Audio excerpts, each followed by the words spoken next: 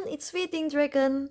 It's already the first week of 2026. I thought that I would be using all the pens and inks that I ink for the end of December, but I got bored really easily, and as a result, I already inked 8 pens already on the first week of 2026. And that's what I will show you today, so let's get to it. I'm so excited for the first 3 inks that I'm going to show you because they are the Kobe inks from the Felicimo Chocolate Museums, the 3 Kobe chocolate inks, the strawberry chocolate, milk chocolate, and bitter chocolate. For me personally, they live up to their hype. I love them so much. The first pen and ink combination that I have today is this Kobe strawberry chocolate, and I fill it inside this AbleSnail sketch pen Ebonite with Gena Reverse Architect. So this Kobe strawberry chocolate is a pink ink, but it also have like a brownish undertone, and in some paper I can kind of see that it is pink but slightly browner when it's wet. Although in all the papers that I tried this ink so far, it dries to a very pink. While it is exciting when it is going from wet to dry, the end result is just it's a pink.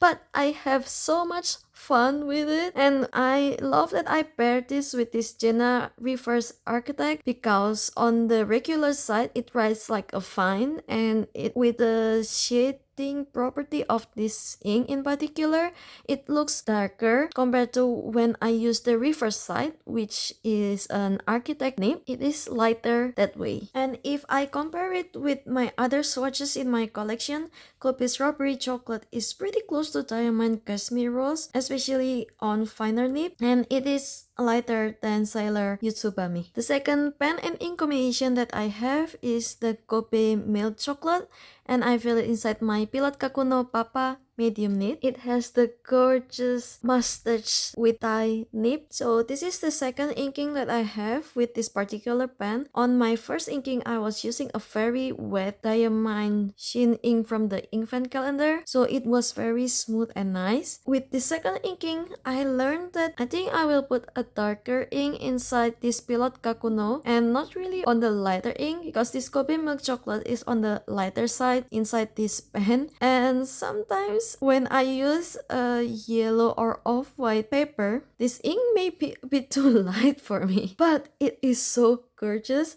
I really love seeing how it dries from the wet to dry. I have an internal joke with myself that the Pilot Kakuno Papa is drinking milk chocolate. I can giggle if I think about it, and it just makes me want to drink chocolate milk all the time whenever I pick up this combination. So all in all, in the end, I enjoyed this combination so much, and I cannot wait to write more with this pen and inks. Kobe milk chocolate is like a mixture of Herbandril de Anker and Teranisi Opera Rose here based on the swatch cards that I have. While I write this with the Pilot Kakuno Papa, now I am curious how this ink will look on my wetter pen, so that's something to try maybe for February. The last of the Kobe chocolate ink that I have here is the Kobe bitter chocolate, and I have it inside my Esterbrook Estie Nouveau Blue with Siwa Architect nib.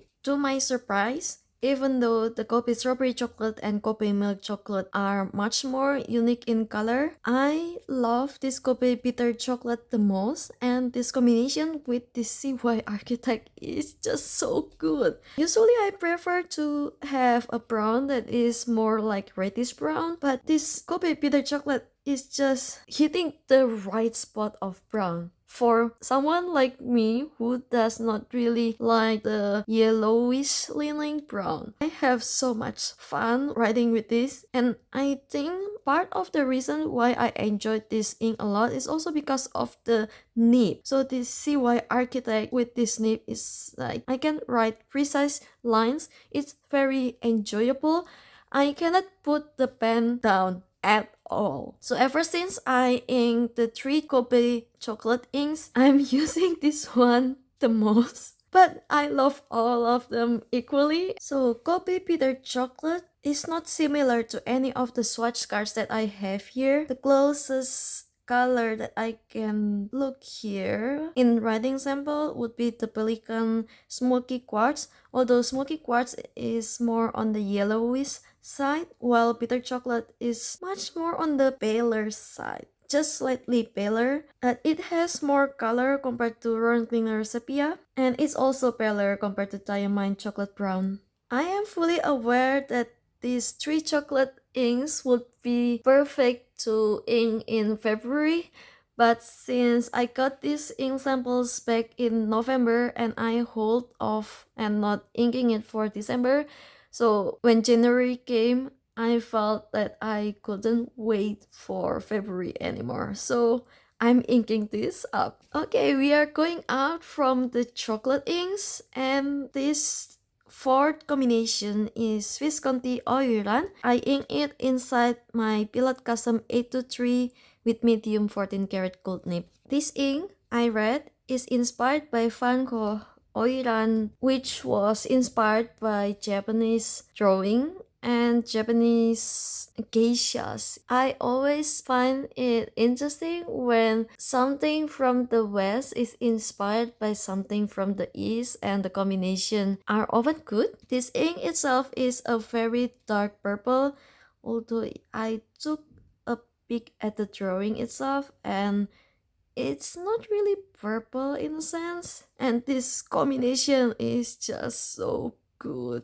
There is something about brown pen and purple ink at the same time. They are not matchy-matchy, but there's just something special about these 2 combinations. As for similar colors, surprisingly, it's pretty close to Monteverde Jungle Chameleon in writing, because this Visconti Oiran, even though on first glance in the swatch card it looks pretty similar to Herbon Poussière de Lune, it is more on the darker side. My next combination is Birmingham Pen Company Kentucky Bluegrass, and I fill it inside my Studyo Agackakan WP6 model Olive Agate Blank, and the nib in it is CY Mini Sankakusen. When I look at my ink log, I cannot believe that this Kentucky Bluegrass is the first green ink that I have ever in this green pen.